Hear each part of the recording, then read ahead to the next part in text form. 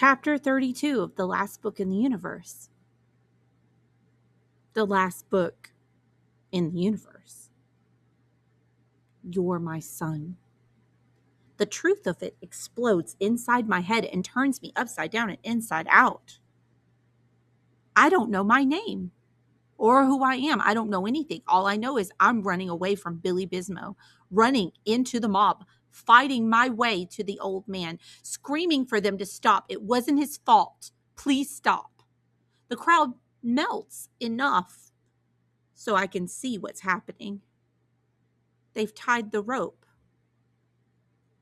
to the back of a jet bike, and Ryder is hobbling along, trying to keep up.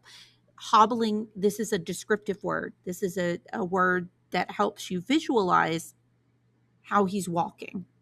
He's not comfortably walking. He is hobbling. That means he's struggling to walk. I try to call his name, but nothing comes out. All I can do is follow as they wheel him through the stacks, the mob chanting, "Do it, do it." But the jet bikers are just taking their time. People from all over the herb have come to see them wheel the old man. They want to punish Ryder for all the bad things that have ever happened, and I see from their faces that Billy's right. No one can stop what's going to happen. A couple of times I try to grab him and undo the drag ropes, but the bangers keep shoving me off. They think it's funny, me trying to free a wheeler. It's part of the game.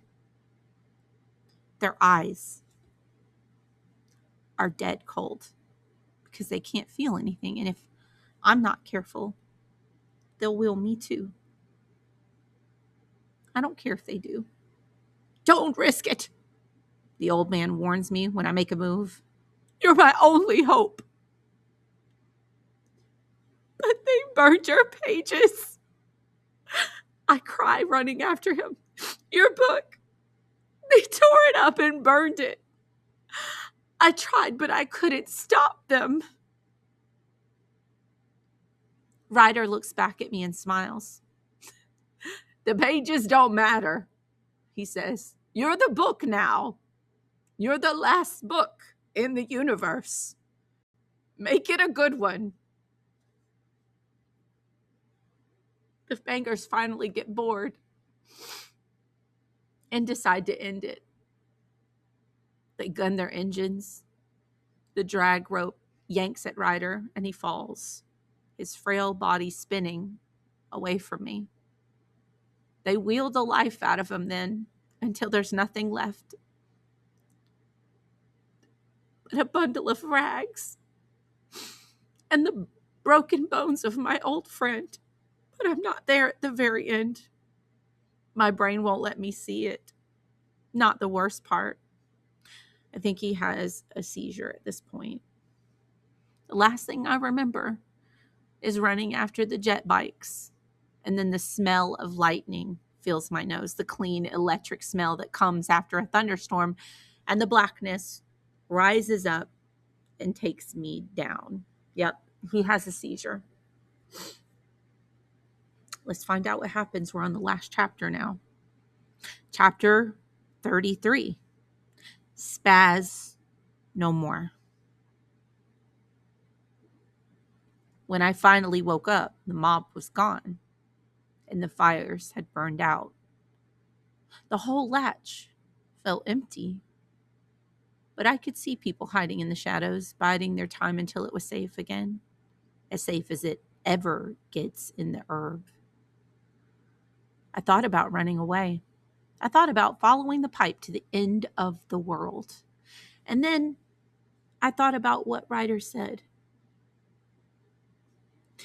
And I went back to his empty stack box, but there was nothing left, not even a scrap of paper. So I walked through vacant streets where the buildings were taller than daylight. I walked through burned out blocks that still smoldered and empty ruins that even the rats had left behind. I walked until I found myself at the crypts, the concrete bunker where the bully bankers live, and I went to my cube and stayed there watching old 3Ds and trying not to remember.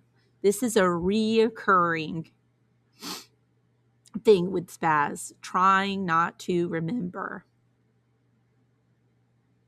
Staring at the walls and trying not to remember. Sleeping and trying not to remember. It's not working. Nothing worked. I kept remembering. And I think Ryder would say, good.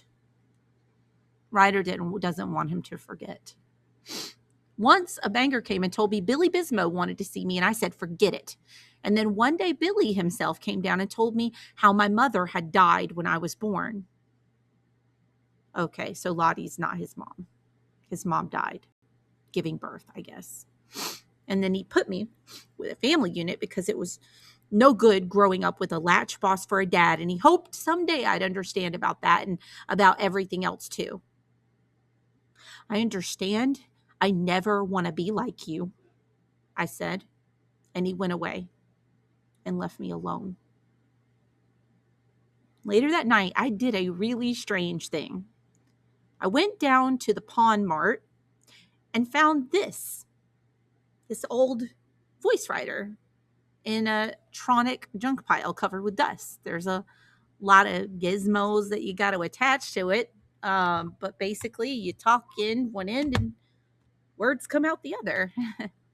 And so I started talking about the old man and all the things he told me and how he helped me run the latches and save Bean and everything. And after a while, I sort of figured out what he meant about me being the last book in the universe.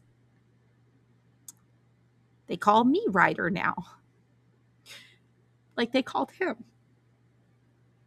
And then one night I wake up in the dark and I know I'm not alone. Who's there? I say to the darkness. A latch runner speaks from the shadows. I'm not here, he says. We never met. Understood? All I am is a message.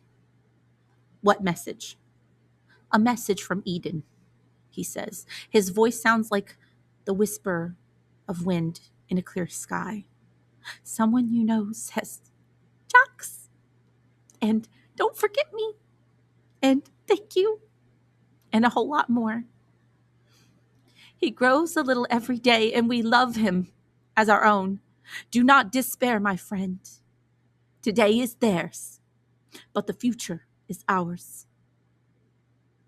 Long after the runner vanishes, I can hear Linnea's message echoing in my head, especially the last part about the future being ours. Yes, I'm thinking. Yes, I'm writing. Yes, yes, yes. The end.